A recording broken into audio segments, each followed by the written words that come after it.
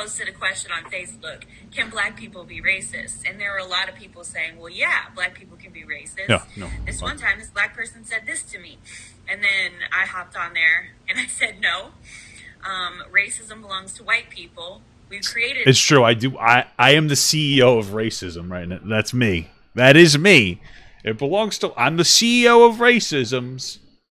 It for ourselves so that we could benefit from it. And I broke it down and I said, this is the math equation that I use for my 6th grade students. We put it on the wall, on the board. They write it down in their notebook. Let's see what it says. Power plus privilege plus prejudice equals racism. Wow, that's dumb. And black people can have prejudice. That's so stupid. Black people can have power. Like, I'm thinking like political power. But then at the end of the day, whether you have prejudice and power, there's still that privilege aspect. You're such a dumb person. Listen, I'm gonna actually explain this to you. Now, okay. There's a lot here, but I'm gonna give you the woke 9,000 fucking most amazing explanation for this that you ever could. You ready? Who the fuck cares? Listen, I come from the idea that anybody can be racist towards anybody. We could understand that different people have different justifiers for racism. That's why we could talk about the individual racism versus systemic racism.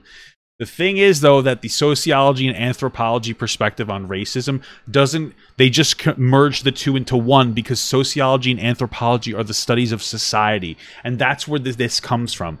The anthropology and sociology definition of racism doesn't talk about individual racism because it doesn't talk about individuals in society. It talks about society as a whole. That's it. Okay, so that's where that comes from. And people use that type of rhetoric to basically excuse the actions of people. Okay, but it doesn't matter. Okay, well-intentioned people who believe you can't be racist towards white people, basically you're telling us that whiteness is a social construct. Okay, fine, they're pretty woke, but whatever. It doesn't matter. My problem isn't even that definition, though. I don't care. The problem is there's two problems. One, a lot of people will use that definition to be, by my logic, my definition, racist towards white people, but by their own logic, prejudice towards white people. It's a way to justify prejudice towards white people and hatred towards white people.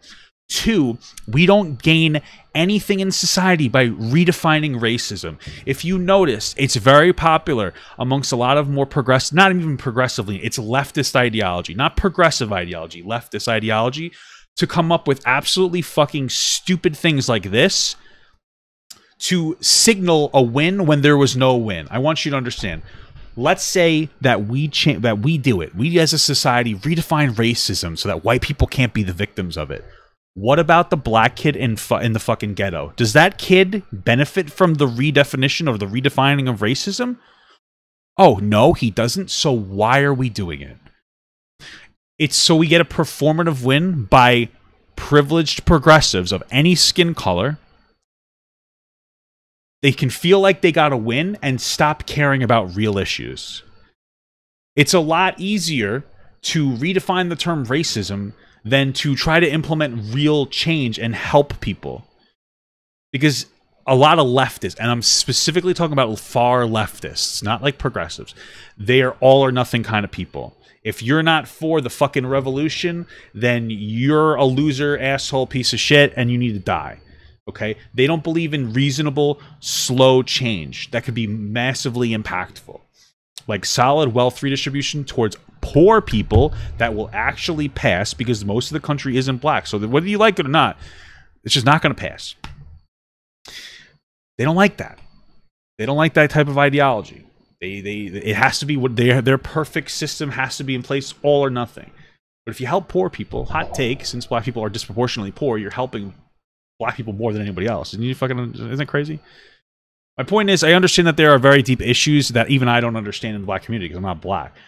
But at the end of the day, we live in a society of 330 million people, and there's no way for us to specifically target one group and say, let's just help them. It's just not going to happen. And even if you could, I'm going to tell you right now, white people, Hispanic people, etc., they're not going to vote for change exclusively for one other group. You can think that it's true, but most people don't live on the internet. Most people aren't like leftists and super woke people. Most people go to work and they come home and they don't want to, they're tired of the shit. So this woman is a fucking moron. And I think that if she taught my kids, I would demand to change classes.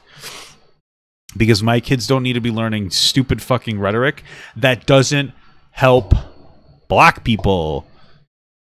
This is one of the examples where anti-whiteness turns into anti-blackness.